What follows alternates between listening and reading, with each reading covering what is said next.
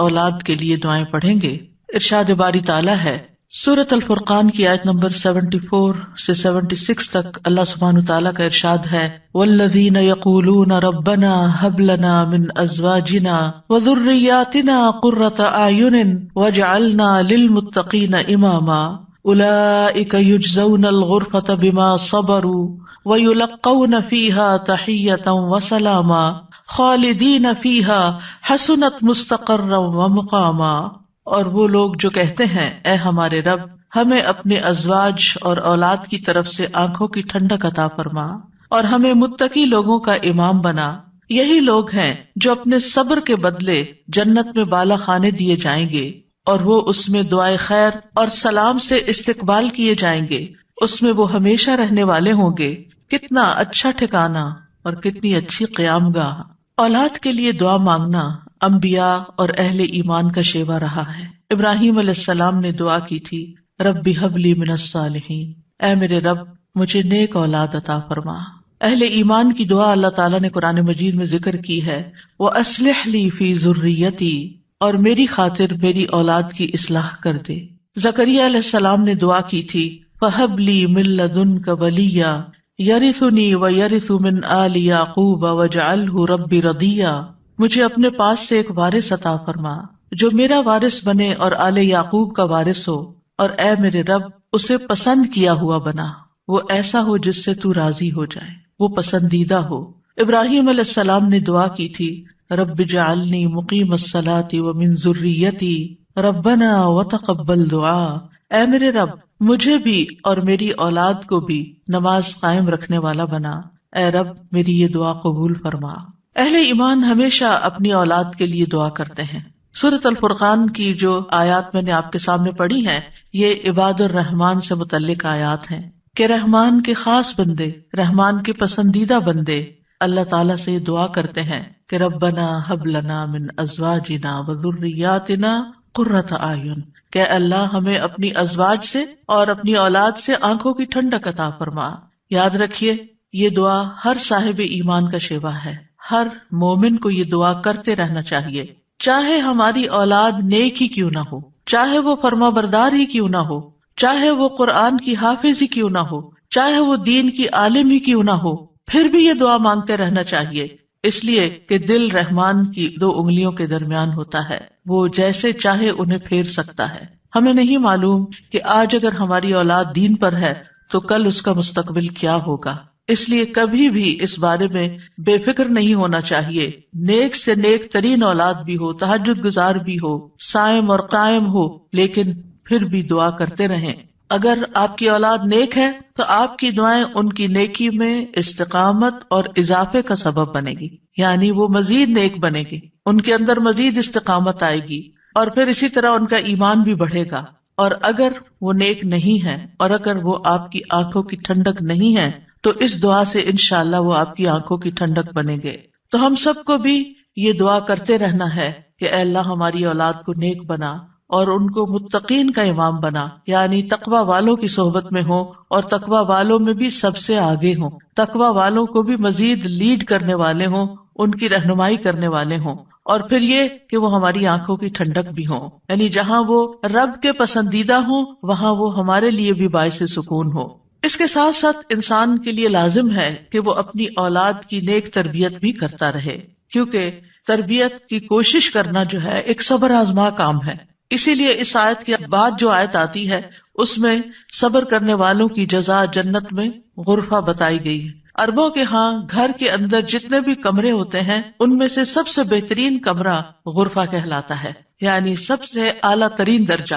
تو جنت میں بھی جب غرفہ کی بات ہے تو اس سے مطلب کوئی ہائی رائز بلڈنگ نہیں ہے، کیونکہ وہ ایک جگہ پر آتا نا کہ غرفات پر غرفات مبنیہ ہوں گے، تو اس سے مراد یہ ہے کہ جنت کے اعلیٰ ترین مقامات اللہ تعالیٰ ان کو عطا کرے گا جو صبر کے ساتھ تربیت بھی کرتے رہیں گے اور صرف اپنی تربیت اور اپنی کوشش کو کافی نہیں سمجھیں گے بلکہ اللہ تعالیٰ سے دعا بھی کریں گے۔ اور بہت دفعہ ایسا بھی ہوتا ہے کہ ہم تربیت میں پوری کوشش کر لیتے ہیں لیکن اس کا اثر اولاد میں نظر نہیں آتا، اولاد آپ کی ایکسپیکٹیشن پہ پوری نہیں اترتی، آپ جیسے ان کو دیکھنا چاہتے ہیں ویسے وہ نظر نہیں آتے۔ کیا ہم نوح علیہ السلام کی تربیت پہ کوئی شک کریں گے؟ ان کے 4 بیٹے تھے جن میں سے 3 بہترین بیٹے ثابت ہوئے، لیکن ایک بیٹا اپنے ہی راستے پر چل نکلا. تو اس میں انسان کی کوشش اگر ہو اور انسان کے بس میں ہو اولاد کی اصلاح، تو وہ سبھی کو سیدھا کر کے رکھ دے. لیکن یاد رکھیے، کوشش ہماری، دعا ہماری، اور اس میں اثر ڈالنے والا اور اس کو ہماری آنکھوں کی ٹھنڈک بنانے والا صرف اور صرف ہمارا رب ہے. اس لیے مومن صرف اپنی کوششوں پہ بھروسہ نہیں کرتا، بلکہ وہ اپنے رب کو پکارتا رہتا ہے. اور پھر عام طور پر یہ ہوتا ہے کہ ہم اس دعا کو اپنی دعاؤں کا حصہ نہیں بناتے. ہاں، جب اولاد کی طرف سے کوئی تکلیف پہنچتی ہے، جب وہ ہماری کوئی بات نہیں مانتے یا ہمیں ناراض کرتے ہیں، تو پھر ہمیں خیال آتا ہے کہ ہمیں دعا کرنی چاہیے کہ ان کی اصلاح ہو جائے اور یہ سیدھے ہو جائیں اور ہماری آنکھوں کی ٹھنڈک بن جائے. یاد رکھیے، یہ صرف اولاد کے بگاڑ کے وقت کی دعا نہیں ہے، بلکہ ہمیشہ یہ دعا کرتے رہنا چاہیے. اپنی روز مرہ زندگی کی خاص دعاؤں میں اس دعا کو شامل کر لیں. اپنی نمازوں میں، سجدوں میں، قبولیت کے اوقات میں اپنی اولاد کے لیے دعا کرے، کیونکہ اولاد انسان کی محبوب ترین چیزوں میں سے ہے. جن کو اللہ نے اولاد کی نعمت سے نوازا ہے، وہ اچھی طرح سمجھ سکتے ہیں کہ ہماری زندگی میں اولاد کا کیا مقام ہے. یعنی جب تک انسان والدین نہیں بنتا، ماں باپ نہیں بنتا، وہ اس بات کو سمجھ ہی نہیں سکتا کہ اولاد کیا چیز ہوتی ہے. کیونکہ انسان زندگی میں مختلف چیزوں سے محبت کرتا ہے، مختلف چیزوں کے ساتھ انسان کا لگاؤ ہوتا ہے، مختلف کام یا مختلف چیزیں اس کو پسند آتی ہیں. لیکن جب ایک عورت ماں بنتی ہے، ایک مرد جو ہے وہ باپ بنتا ہے، تو اس کے بعد اس کی زندگی میں جو تبدیلی آتی ہے، اس کے بعد اس کی زندگی کے اندر جو خوبصورتی آتی ہے، اس کے بعد اس کی زندگی کا جو محور اور مرکز بن جاتا ہے، اور اس کی تمام توجہ کا مرکز جو چیز بن جاتی ہے، اور دن رات کی یہ ڈیوٹی 24/7 کی ہوتی ہے. یعنی باقی چیزوں سے تو آپ کسی وقت الگ بھی ہو سکتے ہیں، مگر یہ وہ رشتہ ہوتا ہے کہ جس سے آپ پھر مرتے دم تک الگ نہیں ہو سکتے، کیونکہ وہ آپ کے جسم کا ایک حصہ ہوتا ہے. اور اللہ تعالیٰ آپ کے دل میں ہر چیز سے زیادہ ان کے لیے محبت ڈال دیتا ہے، اور ان کی خوشی آپ کو خوش کرتی ہے، اور ان کا دکھ آپ کو دکھی کرتا ہے. اس لیے انسان کو ہمیشہ اپنی دعاؤں میں یہ خاص دعا کرتے رہنا چاہیے، اور قبولیت کے اوقات میں بھی، کیونکہ اولاد سے ملنے والی آنکھوں کی ٹھنڈک اسی وقت ہوتی ہے جب اولاد سیدھے رستے پر ہوتی ہے، جب اولاد نیک ہوتی ہے، اچھے کام کر رہی ہوتی ہے، تو پھر ہی ماں باپ کی آنکھوں کی ٹھنڈک ہوتی ہے. اور اس دعا کے دوسرے حصے میں اپنے لیے دعا ہے کہ اللہ ہمیں متقین کا امام بنا. یعنی اولاد جو ہے، ہم اس کے ایک طرح سے امام ہوتے ہیں. جیسے حدیث میں آتا ہے نا، کلکم راعٍ وکلکم مسئول عن رعیتہ، تو ہر ایک ہم میں سے راعی ہے، ہر ایک لیڈر، ہر ایک ذمہ دار ہے. تو اللہ تعالیٰ ہمیں ماں باپ کی حیثیت میں ایسا رول ماڈل بنا کہ ہم متقی ہوں اور ہماری اولاد بھی متقی ہو. یعنی ہماری اولاد میں بھی نیکی ہو، اور پھر ہم نیکی کے ساتھ آگے ان کی رہنمائی کرنے والے ہوں. اور ویسے جنرل سینس میں دیکھیں تو اس میں انسان کو ایک ہائیسٹ مقام حاصل کرنے کی دعا یہاں سکھائی گئی ہے. اور وہ کیا کہ انسان ایسا انسان ہو کہ جسے دیکھ کر لوگ متقی بن جائیں. یعنی دوسرے لفظوں میں یہ کہ نیکیوں میں سبقت کرنے والے ہوں، نیکیوں میں آگے بڑھنے والے ہوں، تاکہ دوسرے لوگ بھی ہمیں دیکھ کر نیک بن جائیں. مثلاً اگر ایک مرد اول وقت میں مسجد میں جا کر نماز پڑھتا ہے تو اس کے بچوں پر اس کا کیا امپریشن ہوگا. یعنی اگر باپ ذمہ دار ہے تو بچے بھی دیکھ کر کہیں گے کہ ہاں ہمیں بھی یہی کام کرنا ہے، کیونکہ بچے ابتدائی زندگی میں خاص طور پر باپ کو، ماں کو بہت فالو کر رہے ہوتے ہیں. پھر اسی طرح اگر آپ کا پڑوسی آپ کو دیکھتا ہے، آپ کے کولیگز آپ کو دیکھتے ہیں کہ آپ کی توجہ سب سے زیادہ کس چیز کی طرف ہے، تو وہ بھی آپ کی دیکھا دیکھی نیکی کے کام میں آگے بڑھتے ہیں. آپ صدقہ کرتے ہیں، اور کوئی آپ کو دیکھ رہا ہے، آپ کا مقصد نہیں دکھانا، لیکن کسی کو نظر آ جاتا ہے تو آپ کو دیکھ کر وہ بھی شروع کر دیتا ہے. تو آپ اس کے کیا بن گئے؟ امام. یعنی آپ لیڈ کر رہے ہیں، آپ آگے ہیں اور وہ آپ کو فالو کر رہے ہیں. تو ہمیں یہ دعا کرنی چاہیے اپنے لیے کہ اللہ ہمیں نیکی کے کاموں کا امام بنا، متقین کا امام بنا. تو یہاں ہم دیکھتے ہیں کہ یہ عباد الرحمن کی صفات میں سے ایک صفت ہے، اور وہ کہتے ہیں والذین یقولون ربنا ہب لنا. ہب کا لفظ جو ہے یہ ہبہ سے ہے، اور ہبہ کہتے ہیں بلا معاوضہ کوئی چیز دینا. یا رب ہم نے کچھ کیا نہیں، لیکن تو اپنے پاس سے ہمیں عطا فرما، اپنی خاص رحمت سے ہمیں یہ عطا فرما. من ازواجنا، ازواج کا لفظ جو ہے یہ زوج سے ہے. جن اور حیوانات، ان سب میں نر اور مادہ پایا جاتا ہے جو ہر ایک دوسرے کا زوج کہلاتا ہے. یعنی عورت کے لیے بھی یہ لفظ استعمال ہوتا ہے اور مرد کے لیے بھی استعمال ہوتا ہے. اگر مرد یہ دعا کریں گے تو اپنی بیویوں کے لیے کریں گے کہ ہماری بیویاں ہمارے لیے آنکھوں کی ٹھنڈک ہوں، اور اگر عورتیں یہ دعا کریں گی تو ان کے ازواج ان کے خاوند ہوں گے کہ ان کو ہمارے لیے آنکھوں کی ٹھنڈک بنا۔ اور ذریات سے مراد ذریت جو ہے صرف اولاد نہیں ہوتی، اولاد کی اولاد بھی ذریت کہلاتی ہے، کیونکہ آپ نے دیکھا ہوگا کہ جب آپ اپنی اولاد کے لیے دعا کرتے ہیں اور وہ کسی قابل ہوتی، بڑی ہوتی، پھر ان کے بچے پیدا ہوتے ہیں، تو بعض اوقات اپنے بچوں سے زیادہ بچوں کے بچے پیارے ہو جاتے ہیں، اور اگر وہ نیک بنتے ہیں تو ہمیں آنکھوں کی ٹھنڈک نصیب ہوتی ہے، اور اگر بچوں کے بچوں میں کوئی بگاڑ آ جائے تو آپ ایکولی دکھ اور تکلیف میں مبتلا ہو جاتے ہیں۔ تو اس لیے یہ بہت جامع دعا ہے کہ ہم صرف اپنے لیے نہیں، اپنے بچوں کے لیے نہیں، بلکہ اپنی نسلوں کے لیے دعا کر رہے ہوتے ہیں۔ تو ربنا ہب لنا من ازواجنا وذریاتنا، اور ذریات میں قرۃ اعین، آنکھوں کی ٹھنڈک۔ آپ کو معلوم ہے کہ آنکھیں ٹھنڈی بھی ہوتی ہیں اور گرم بھی ہوتی ہیں۔ آنکھوں سے جب آنسو بہتے ہیں، خوشی کے آنسو بہیں تو آنکھیں ٹھنڈی ہوتی ہیں، اور اگر غم کے آنسو ہوں تو آنکھیں گرم ہو جاتی ہیں۔ تو آنکھوں کی ٹھنڈک کا مطلب ہے خوشی، مسرت، اور پھر یہ کہ آنکھوں کی ٹھنڈک ہو تو انسان پرسکون رہتا ہے، نیند بھی سکون سے آتی ہے۔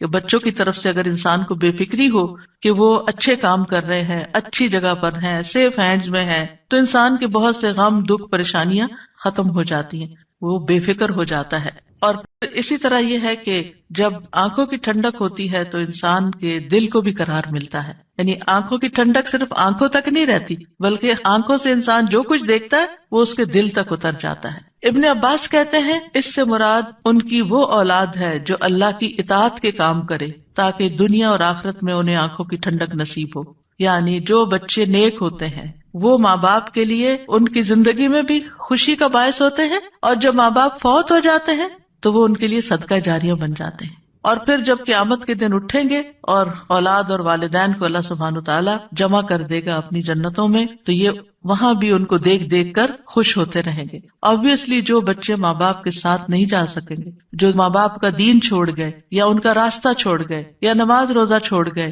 تو پھر ظاہر ہے کہ وہ بچے چاہے دنیا میں کتنے بھی کامیاب کیوں نہ ہوں، وہ آخرت میں ساتھ نہیں ہوں گے۔ تو اس لیے جب یہ دعا کرتے ہیں تو اس میں ان کی ہدایت اور صلاح کی دعا بھی آ جاتی ہے۔ یعنی یہاں اس دعا سے مراد صرف بچوں کا ظاہری حسن اور خوبصورتی اور ان کی دنیا کی کامیابیاں اور دنیا میں ان کا مال و دولت کمانا، یہ بھی ٹھیک ہے، خوشی کی بات ہوتی ہے۔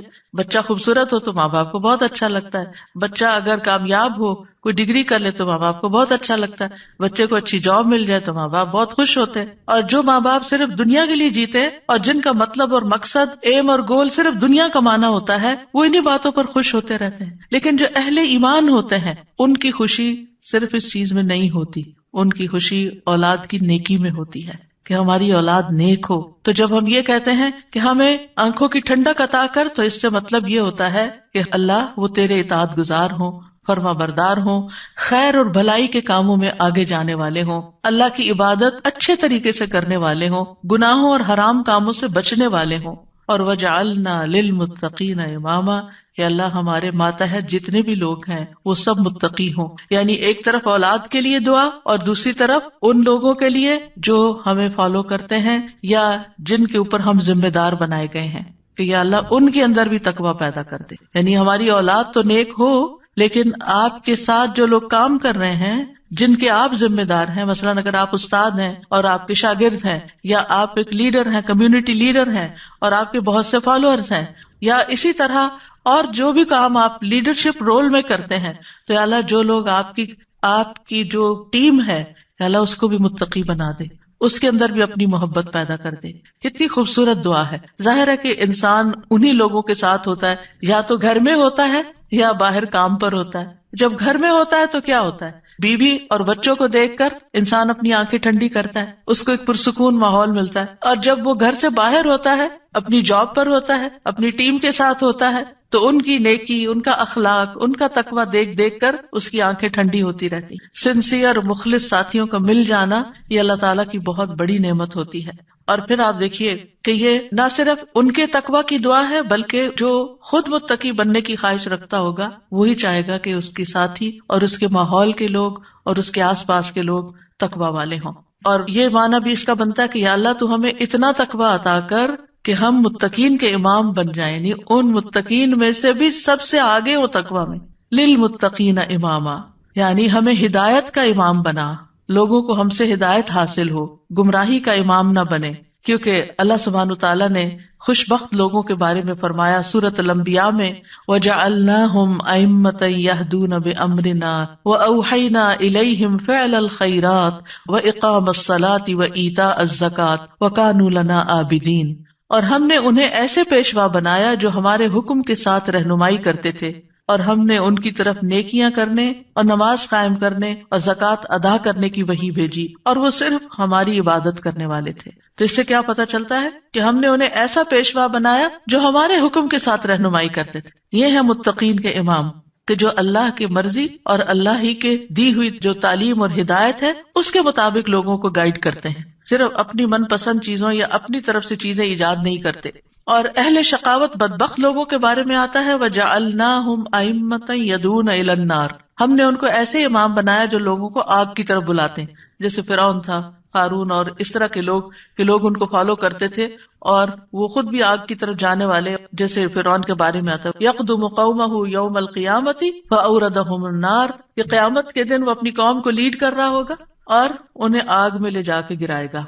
تو اس لیے بہت ضروری ہے کہ ہم خیر میں اچھا نمونہ بنے. اور ویسے بھی آپ دیکھیں کہ انسان کے امپریشنز ہوتے ہیں، انسان جو کچھ کرتا ہے، اچھا کرتا ہے یا برا کرتا ہے، اس کے آثار ہوتے ہیں. یعنی آپ اچھا کرتے ہیں اور آپ کو دیکھ کے جتنے لوگ خاموشی سے اچھا کر لیتے ہیں وہ سارے آپ کے آثار ہو گئے، اور ان سب کی نیکی آپ کی نیکی میں جمع ہو گئی. اور آپ کو دیکھ کر اگر کوئی شخص غلط ٹرینڈ اختیار کرتا ہے تو اس کی قباحت بھی آپ کے پلے میں پڑ گئی.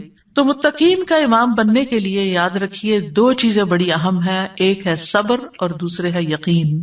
صبر اور یقین، یہ دو چیزیں ہوں تو یہ مقام حاصل کیا جا سکتا ہے. اللہ تعالیٰ فرماتے ہیں وَجَعَلْنَا مِنْهُمْ أَئِمَّةً يَهْدُونَ بِأَمْرِنَا لَمَّا صَبَرُوا وَكَانُوا بِآيَاتِنَا يُوقِنُونَ. اور جب انہوں نے صبر کیا تو ہم نے ان میں سے ایسے امام بنائے جو ہمارے حکم سے رہنمائی کرتے تھے اور وہ ہماری آیات پر یقین رکھتے تھے. یاد رکھیے ایک بچے کی تربیت صبر آزما کام ہوتا ہے، اور اس کے بارے میں ہوپ فل رہنا بھی بڑا ضروری ہوتا ہے. کیونکہ اگر ہم صبر کا دامن چھوڑ دیں اور یہ کہے کہ یہ تو ماننے والے نہیں اور یہ ہماری سنتے نہیں، ٹھیک ہے جو چاہے کریں، اور ان کو کھلی چھٹی دے دیں، تو وہ تو بگاڑ کی آخری حد کو پہنچ جائیں گے. آپ کھلی چھٹی دے دیں گے نہیں، آپ کو اچھے اخلاق کے ساتھ، رویے کے ساتھ وقتاً فوقتاً ان کی اصلاح کا کام کرتے رہنا ہے.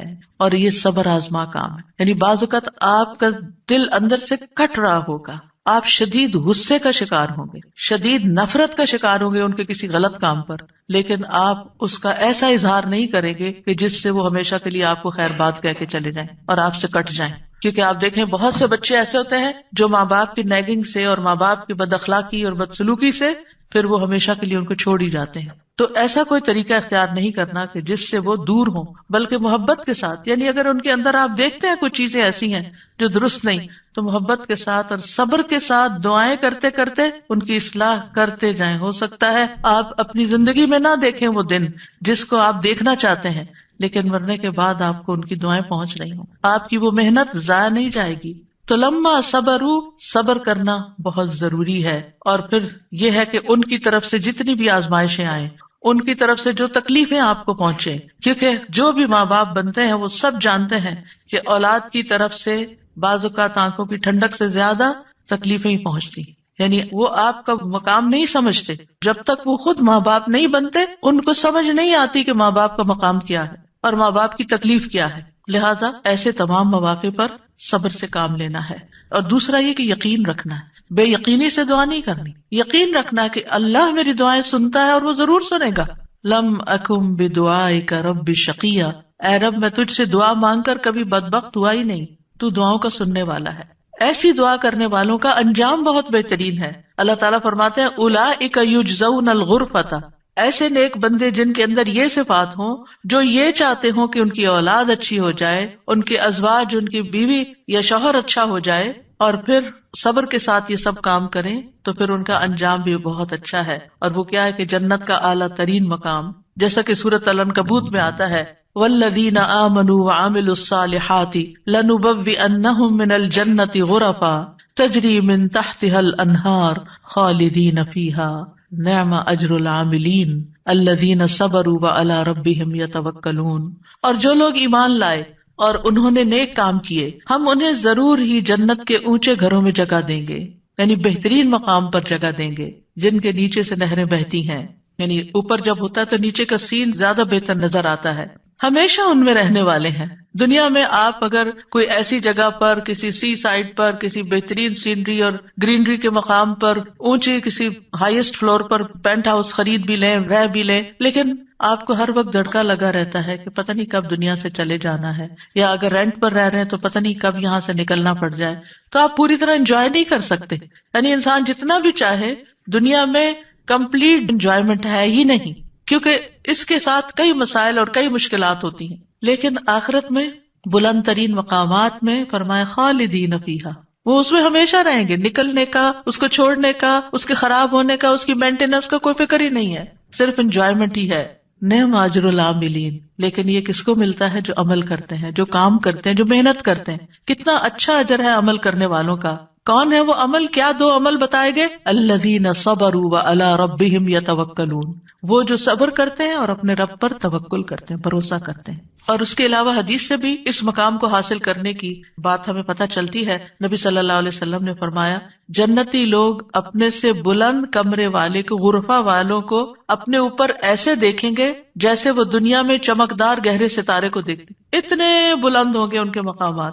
آپ سوچئے کبھی آپ جب جہاز پر ونڈو سیٹ پر بیٹھے ہوتے ہیں تو آپ جب نیچے دیکھتے ہیں تو بعض بہت ہی خوبصورت مناظر نظر آتے ہیں. تو آپ سوچئے کہ جس کا گھر وہ ستارے کی جگہ پر ہو، اتنا بلند مقام اس کو مل چکا ہو، تو پھر اس کو کیا کچھ نظر نہیں آئے گا نیچے. فرمایا کہ جس طرح وہ دنیا میں چمکدار گہرے ستارے کو دیکھتے ہیں جو آسمان کے مشرقی یا مغربی کنارے میں بہت دور ہوتا ہے، ان میں سے ایک دوسرے سے افضل ہوگا. لوگوں نے عرض کیا یا رسول اللہ یہ تو انبیاء کے محل ہوں گے جنہیں ان کے سوا اور کوئی نہ پا سکے گا. آپ نے فرمایا نہیں، اس ذات کی قسم جس کے ہاتھ میں میری جان ہے، یہ ان لوگوں کے لیے ہے جو اللہ پر ایمان لائے اور انبیاء کی تصدیق کی. ایک اور روایت میں آتا ہے بے شک جنت میں ایسے غرف ہیں جنتی ان کے باہر والے حصے کو اندر سے دیکھ سکیں گے اور اندر والے حصے کو باہر سے دیکھ سکیں گے. اللہ نے یہ ایسے شخص کے لیے تیار کیے ہیں جو لوگوں کو کھانا کھلائے اور سلام عام کرے اور رات کو نماز ادا کرے جب لوگ سو رہے ہیں.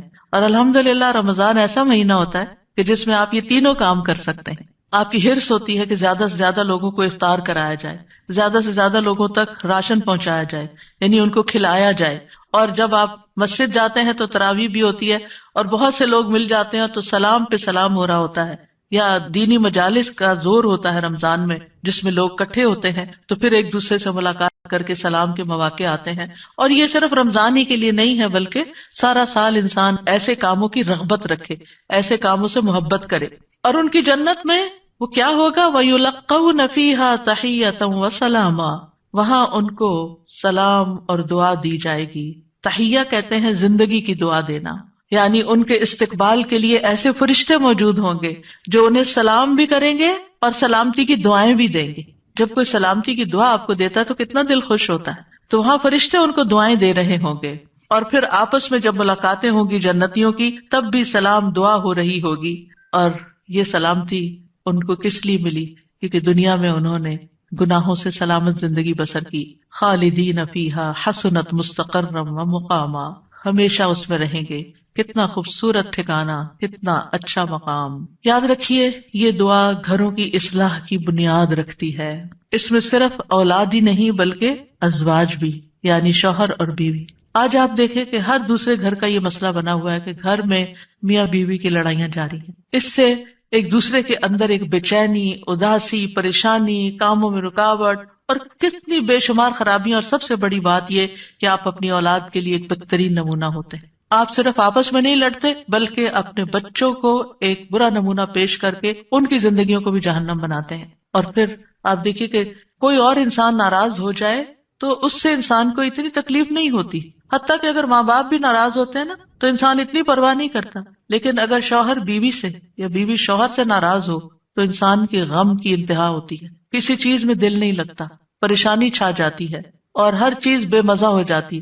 چاہے خوبصورت ترین محل میں آپ رہتے ہو، خوبصورت ترین لباس آپ پہنتے ہو، بہترین کھانے آپ کھاتے ہو، لیکن اگر میاں بیوی کا آپس میں پیار نہیں ہے، آپس میں اتفاق نہیں ہے، آپس میں ایک دوسرے سے خوش نہیں ہے، تو زندگی کی کوئی خوشی نہیں ہوتی. تو اس لیے بہت ضروری ہے کہ اس دعا سے کام لیا جائے، اور جہاں کہیں تھوڑے بہت بھی پرابلمز ہیں وہ بھی انشاءاللہ حل ہو جائیں گے، اور جہاں بڑے مسائل ہیں اور جہاں مسائل نہیں بھی وہاں بھی یہ دعا پڑھی جائے، تاکہ گھروں کے اندر ایک خوبصورتی آئے. یعنی اللہ تعالیٰ نے ہمیں منع تو نہیں کیا کہ دنیا میں ہم محبت سے زندگی نہ گزاریں، یعنی ہمیں دنیا میں بھی محبت چاہیے، آپس کی اتفاق اور پیار چاہیے. ایک محبت جو ہوتی ہے وہ انسان کی ضرورت ہوتی ہے، ایک دوسرے کی کیئر کرنا ایک ضرورت ہوتی ہے ہر انسان کی. اور اللہ سبحانہ وتعالیٰ نے جوڑے بنائے کیوں ہیں؟ قرآن مجید میں اللہ تعالیٰ فرماتے ہیں وَمِنْ آيَاتِهِ أَنْ خَلَقَ لَكُم مِّنْ أَنفُسِكُمْ أَزْوَاجًا لِتَسْكُنُوا إِلَيْهَا وَجَعَلَ بَيْنَكُم مَّوَدَّةً وَرَحْمَةً إِنَّ فِي ذَلِكَ لَآيَاتٍ لِقَوْمٍ يَتَفَكَّرُونَ. اور اس کی نشانیوں میں سے ایک یہ ہے کہ اس نے تمہاری ہی جنس سے تمہارے جوڑے پیدا کیے یا بیویاں پیدا کی تاکہ تم ان کے پاس سکون حاصل کرو، اور تمہارے درمیان محبت اور رحمت پیدا کر دی. غور و فکر کرنے والوں کے لیے اس میں کئی نشانیاں ہیں. تو اللہ سبحانہ وتعالیٰ نے شادی کا مقصد کیا رکھا ہے؟ سکون کا حصول. اور اگر شادی کے بعد انسان کا پہلا سکون بھی جاتا رہے اور سکون ہی لٹ جائے اور تکلیف اور پریشانی ہر وقت رہے تو اس نے کیا پایا؟ تو شادی کا مقصد ہی فوت ہو گیا. ٹھیک ہے، شادی کے اور بھی کئی مقاصد ہو سکتے ہیں، لیکن سب سے بنیادی اور اول مقصد اللہ تعالیٰ نے کیا رکھا ہے اس رشتے کے اندر؟ ایک دوسرے سے سکون، مودت اور رحمت. ایک دوسرے سے محبت بھی کریں اور ایک دوسرے پر رحم بھی کریں، ایک دوسرے کی کیئر کریں، ایک دوسرے کا خیال رکھیں، ایک دوسرے کی ضرورت کو پہچانیں. صرف خود غرضی نہ ہو کہ میری مرضی، میرا مقصد، میرا مطلب اور میں جو چاہوں صرف وہ ہو میرے پاس. نہیں، یہ بھی دیکھنا ہوگا کہ دوسرا کیا چاہتا ہے. اور جن کپلز کو یہ سمجھ آ جاتی ہے کہ دوسرے کی خواہش کیا ہے اور وہ دوسرے کی خواہش کو پورا کرنے کی کوشش کرتے ہیں تو لازماً دوسرا بھی پھر ان کی خواہش پوری کرتا ہے اور ایک خوشگوار زندگی وجود میں آتی ہے. اسی طرح اللہ تعالیٰ نے سورۃ النحل میں بھی فرمایا وَاللَّهُ جَعَلَ لَكُم مِّنْ أَنفُسِكُمْ أَزْوَاجًا وَجَعَلَ لَكُم مِّنْ أَزْوَاجِكُمْ بَنِينَ وَحَفَدَةً وَرَزَقَكُم مِّنَ الطَّيِّبَاتِ أَفَبِالْبَاطِلِ يُؤْمِنُونَ وَبِنِعْمَةِ اللَّهِ هُمْ يَكْفُرُونَ. اور اللہ نے تمہارے لیے تمہارے نفسوں سے بیویاں پیدا کی اور تمہارے لیے تمہاری بیویوں سے بیٹے اور پوتے پیدا کیے. یعنی اللہ نے ان سے تمہیں اولاد دی اور اس نے تمہیں پاکیزہ چیزوں سے رزق عطا کیا. کیا پھر بھی وہ باطل پر ایمان لاتے ہیں اور اللہ کی نعمت کا انکار کرتے ہیں؟ یعنی اللہ تعالیٰ کی نعمتوں کی ناشکری کرتے ہیں. تو یاد رکھیے کہ گھروں کی اصلاح کا انحصار ازواج کی اصلاح پر ہے، آپس کے اتفاق پر ہے، اور اولاد کی اصلاح سے پہلے ازواج کی اصلاح کی بات ہے. ابن علان کہتے ہیں کہ یہ دعا یعنی ازواج کے بارے میں شروع ہوتی ہے، کیونکہ اگر ازواج کی اصلاح ہو تو اولاد کی اصلاح ہوتی ہے. یعنی شوہر یا بیوی کی اصلاح ہو جائے، وہ ایک دوسرے کے لیے آنکھوں کی ٹھنڈک ہو، تو اولاد خود بخود آنکھوں کی ٹھنڈک ہوتی چلی جائے گی. اور آنکھوں کی ٹھنڈک سے مراد یہ نہیں ہے صرف کہ ایک شوہر اپنی بیوی کو زیادہ خوبصورت دیکھے یا تندرست دیکھے، بلکہ اس حال میں دیکھے کہ وہ اللہ کی فرما بردار ہو. کیونکہ ایک حدیث میں آتا ہے کہ دنیا متاع ہے اور دنیا کی سب سے بہترین متاع نیک بیوی ہے. یعنی دنیا میں جتنی بھی نعمتیں ہیں ان میں سے سب سے بڑی نعمت ایک مرد کے لیے کیا ہے؟ ایک نیک بیوی ہے، ایک اچھی بیوی ہے. اور نیکی صرف نماز روزے کا نام نہیں ہوتی، نیکی اچھے اخلاق کا نام ہوتی ہے. ایک اور حدیث میں آتا ہے نا کہ جب ایک عورت 5 وقت کی نماز پڑھے، رمضان کے روزے رکھے اور اپنے شوہر کی اطاعت کرے، جب وہ اس کو دیکھے، اس کو خوش کر دے، تو وہ جنت کے جس دروازے سے چاہے داخل ہو جائے. یعنی اس تعلق کی بہتری اور خوبصورتی کا اتنا زیادہ اہتمام کیا گیا ہے. اور پھر آپ دیکھیں کہ متقین کا امام بننے کے لیے انسان کو پہلے گھر میں اچھا امام بننے کی ضرورت. یعنی گھر سے باہر آپ اسی صورت میں اچھے امام بن سکتے ہیں جب آپ گھر کے اندر خوبصورتی لاتے ہیں اور اس کے لیے کوشش بھی کرتے ہیں. دیکھیے کچھ رشتے ہمیں اللہ کی طرف سے بنے بنائے مل جاتے ہیں، جیسے ماں باپ کا رشتہ ہے. ماں باپ سے آپ کو انکنڈیشنل لو ملتا ہے.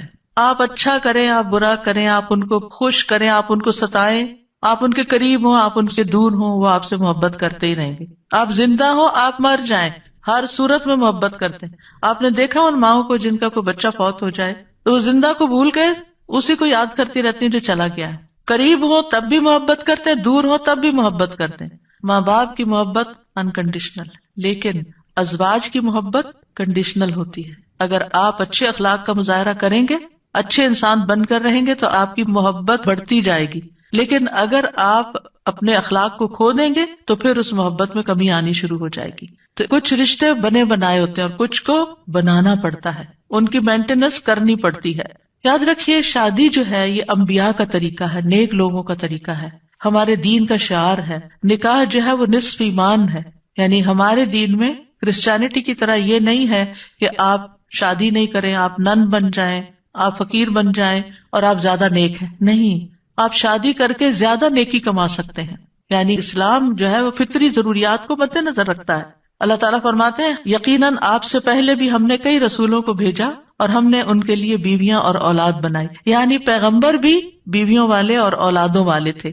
نبی صلی اللہ علیہ وسلم نے فرمایا نکاح میری سنت ہے، بس جو میری سنت پر عمل نہیں کرتا وہ مجھ سے نہیں. تم لوگ شادی کیا کرو، یعنی شادی کرنا بھی ایک نیکی کا کام ہے، عبادت ہے، کیونکہ میں تمہاری تعداد کی بنا پر سابقہ امتوں سے کثرت تعداد میں مقابلہ کروں گا. ایک اور روایت سے پتہ چلتا ہے کہ شادی نہ کرنے والا نبی صلی اللہ علیہ وسلم کے طریقے سے منہ موڑنے والا ہے. آپ کو یاد ہوگا کہ وہ 3 صحابہ جو نبی صلی اللہ علیہ وسلم کی ایبسنس میں حضرت عائشہ کے پاس پوچھنے گئے تھے کہ آپ کے اعمال کیا ہیں، تو جب انہوں نے بتایا تو ان کا وہ تو اللہ کے نبی ہیں، تو اس لیے ایک نے کہا میں کبھی گوشت نہیں کھاؤں گا، دوسرے نے کہا میں کبھی رات کو نہیں سوؤں گا، تیسرے نے کہا میں کبھی شادی نہیں کروں گا. تو نبی صلی اللہ علیہ وسلم کو جب یہ باتیں پتہ چلی تو آپ نے اللہ تعالیٰ کی حمد و ثنا کی اور فرمایا ان لوگوں کو کیا ہو گیا ہے جنہوں نے ایسی اور ایسی باتیں کہی ہیں. میں رات میں نوافل بھی پڑھتا ہوں، سوتا بھی ہوں، نفلی روزہ رکھتا ہوں اور چھوڑ بھی دیتا ہوں، نکاح بھی کرتا ہوں، بس جو شخص میرے طریقے سے منہ موڑے گا وہ مجھ سے نہیں، یعنی وہ میری امت میں سے نہیں ہے جو میرے اس طریقے کو پسند نہ کرے. اللہ سبحانہ وتعالیٰ نے خود نکاح کی رغبت دلائی ہے. وَأَنكِحُوا الْأَيَامَ مِنكُمْ وَالصَّالِحِينَ مِنْ عِبَادِكُمْ وَإِمَائِكُمْ، اور اپنے میں سے بے نکاح مردوں اور عورتوں کا نکاح کر دو، اور اپنے غلاموں اور اپنی لونڈیوں میں سے جو نیک ہیں ان کا بھی. نکاح میں دیر کیوں کرتے ہیں عام طور پر؟ کہ ابھی بچے کچھ کماتے نہیں ہیں. فرمایا اگر وہ محتاج ہوں گے اللہ ان کو اپنے فضل سے غنی کر دے گا، اور اللہ وسعت والا اور سب کچھ جاننے والا ہے. اور پھر شادی ویسے بھی آپ دیکھیں نگاہ کی حفاظت کا ذریعہ ہے، شرمگاہ کی حفاظت کا ذریعہ ہے، نصف دین مکمل کرنے کا ذریعہ ہے. حدیث میں آتا ہے جب کوئی شخص نکاح کر لیتا ہے تو اپنا آدھا دین مکمل کر لیتا ہے، لہذا چاہیے کہ باقی آدھے دین کے بارے میں اللہ سے ڈرتا رہے. پھر آپ دیکھیے کہ صرف دنیا میں نہیں آخرت میں جنت میں بھی پاکیزہ جوڑے ہوں گے. وَلَهُمْ فِيهَا أَزْوَاجٌ مُطَهَّرَةٌ، پاکیزہ بیویاں ہوں گی. اہل جنت سے کہا جائے گا ادخلوا الجنت انتم وازواجکم تحبرون، تم اور تمہاری بیویاں جنت میں داخل ہو جاؤ، تم خوش رکھے جاؤ گے. فرشتے اہل ایمان اور ان کی بیویوں اور بچوں کے لیے دعائیں کرتے ہیں. کیا کہتے ہیں؟ ربنا وادخلهم جنات عدن التي وعدتهم ومن صلح من آبائهم وازواجهم وذرياتهم انك انت العزیز الحکیم.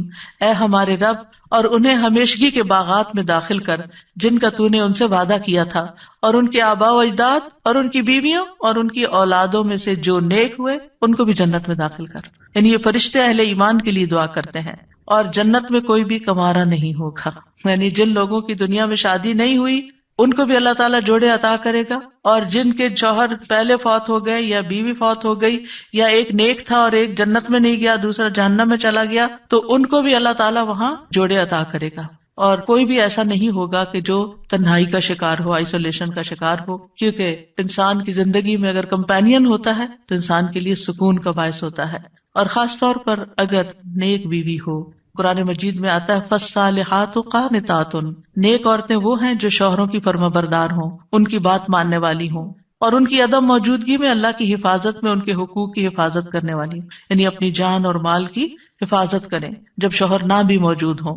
پھر ہمیں یہ کہا گیا کہ پاک دامن عورت سے شادی کی جائے. اور عورت سے شادی کا معیار کیا رکھا گیا؟ نبی صلی اللہ علیہ وسلم نے فرمایا عورت سے 4 چیزوں کی وجہ سے نکاح کیا جاتا ہے، اس کے مال و دولت کی وجہ سے، یا اس کے حسب نسب کی وجہ سے، یا اس کی خوبصورتی کی وجہ سے، یا اس کی دینداری کی وجہ سے. تیرے ہاتھ خاک آلود ہوں، دیندار عورت سے شادی کر کے کامیابی حاصل کرو، کیونکہ اگر دین والی تمہارے گھر میں آئے گی تو اللہ سے ڈرنے والی ہوگی، اس کا اخلاق اچھا ہوگا، اس کے اندر بگاڑ نہیں ہوگا، تمہیں اس کو بار بار نماز کی پابندی کے لیے نہیں کہنا پڑے گا، اس کو نیکی کی طرف لانے کے لیے بہت ایفرٹ نہیں کرنی پڑے گی. اور پھر آپ دیکھیں کہ ایک ماں کے اوپر انحصار ہوتا ہے کہ بچوں کی کیا تربیت کرتی ہے، کیونکہ تربیت اولاد باپ کا حصہ کم ہوتا ہے، ماں کا حصہ زیادہ ہوتا ہے. اگر ایک بچہ اپنی ماں کو نیک دیکھتا ہے تو اس کے اندر ایک نیکی کی محبت پیدا ہوتی ہے.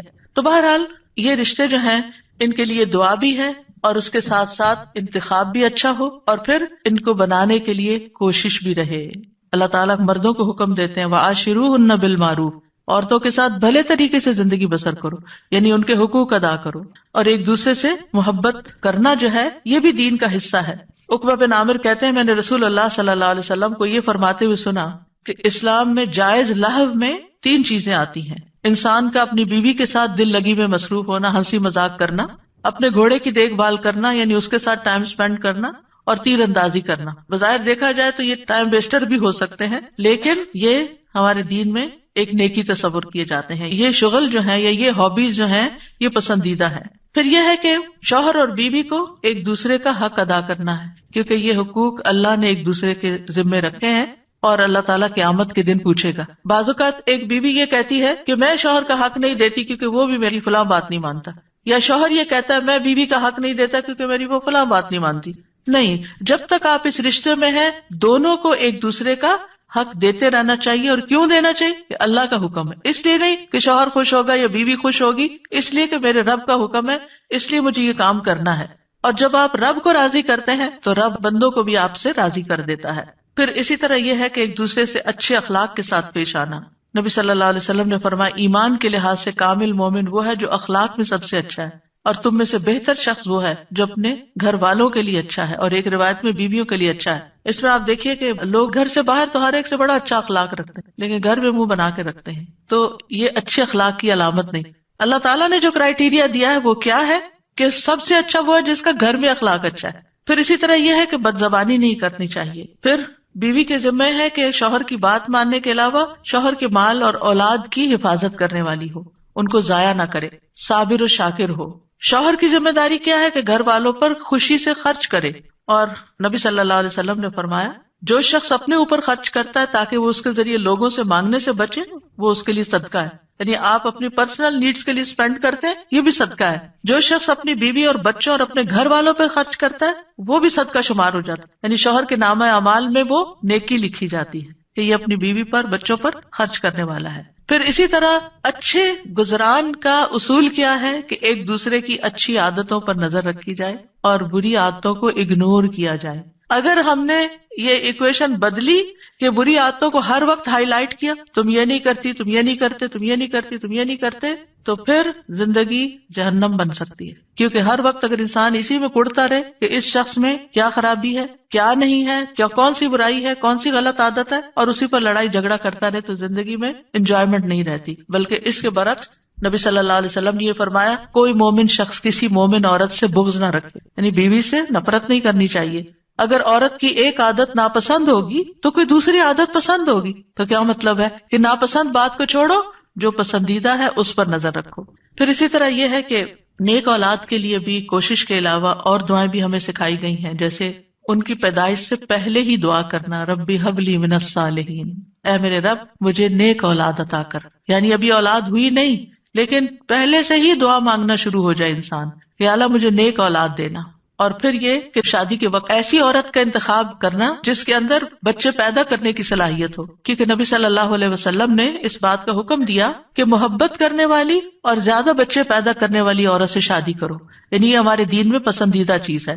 پھر اسی طرح شادی سے ملنے والی جو نیک اولاد ہے اس کا فائدہ کیا ہے کہ وہ مرنے کے بعد والدین کے لیے دعائیں کرتی ہے اور ماں باپ کے لیے صدقہ جاریہ بن جاتی ہے، اور یہ والدین کی درجات کی بلندی کا ذریعہ بنتا ہے۔